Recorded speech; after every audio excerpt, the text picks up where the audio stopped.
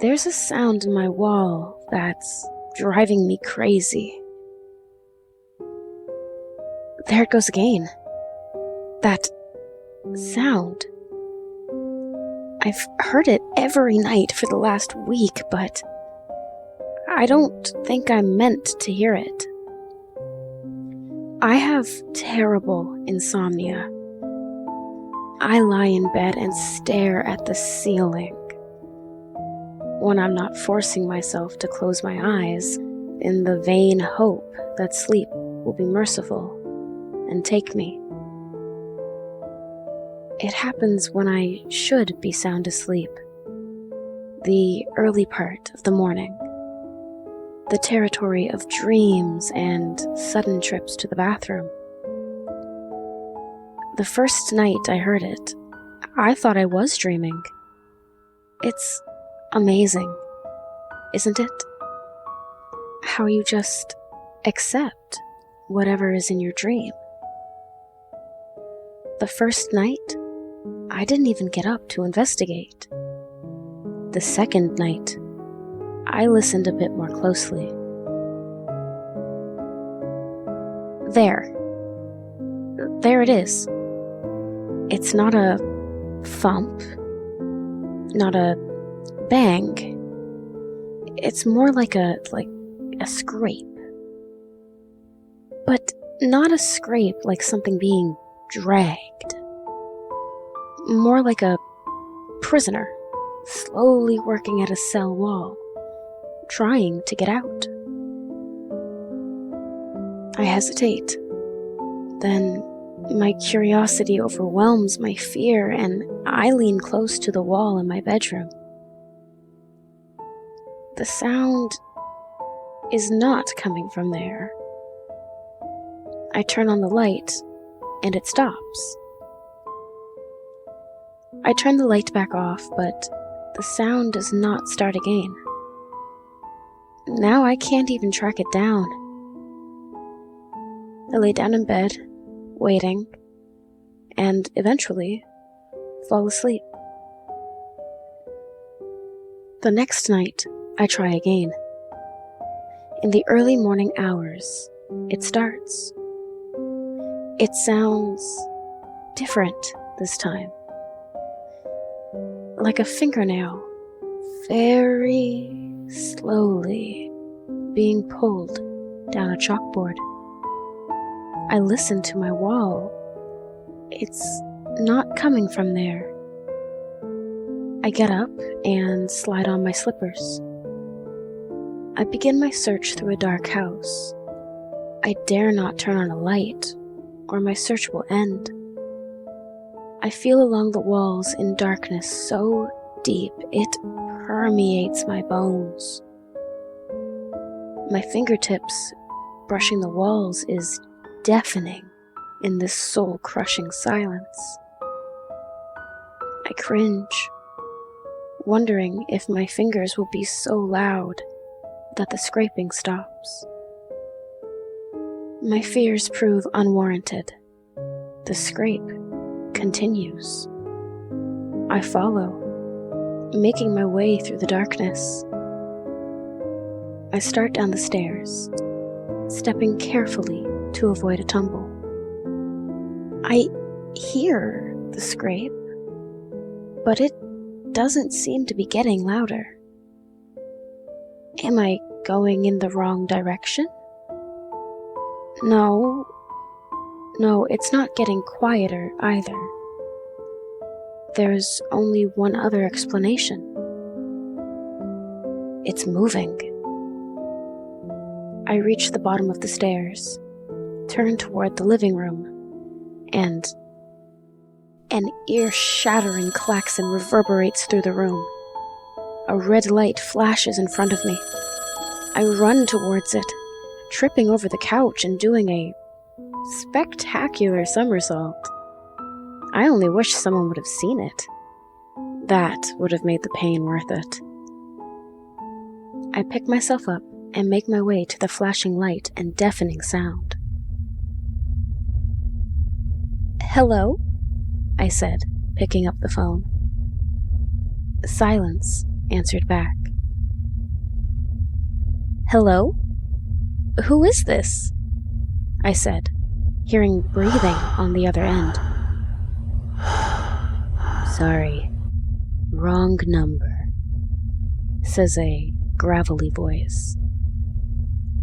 I hang up and stare at the phone. An uneasy feeling begins to creep up the back of my neck, making my hair stand on end. I turn on the light, knowing that my hunt is over for the night. I get a glass of water, swallow a pill, and go back to bed. The next night, I am again waiting for my phantom sound to begin. When it finally does, I look over at the clock. It reads 2:22 a.m. My quest begins much like the previous nights, but I am better prepared. I have a small flashlight with me that I keep covered, leaving just enough light for me to see my way. It makes my hand glow an eerie red. I chuckle to myself that it looks like a cartoon character that has burned its hand on a hot stove. I make my way down the steps, limping slightly from my encounter with the couch the previous night. I enter the living room and dare to let a little bit of light spill out through my fingers. I hear the light patter of rain on the window as I play the light around, looking for anything. Nothing presents itself. The scrape is moving again. It's heading toward the kitchen. I follow as quickly and quietly as possible. I shine a narrow beam around the kitchen, to no avail. Nothing seems out of the ordinary. There are no gleaming eyes staring at me, no heavy breathing of some unholy beast. Just nothing. The scraping stops. I know I'm close. I turn and look at the closed basement door. It stares blankly back at me, as if silently daring me to open it and unleash the horrors within. I approach the door, arm outstretched. I reach out, turn the...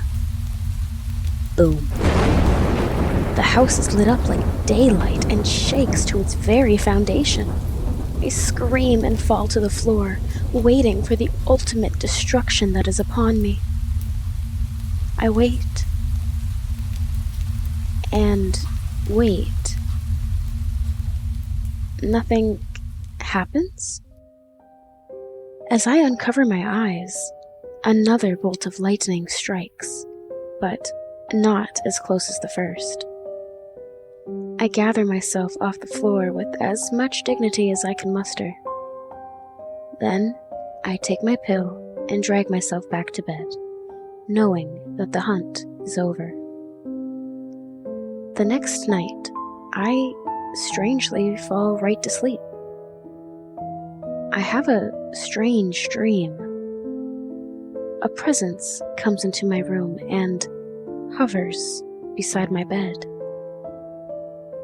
It reaches out and touches my shoulder.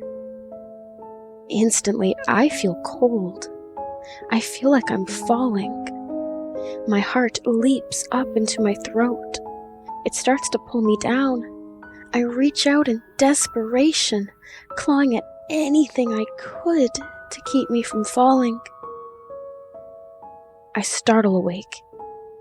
I could swear I hear a slight chuckle. My sheets are drenched with sweat.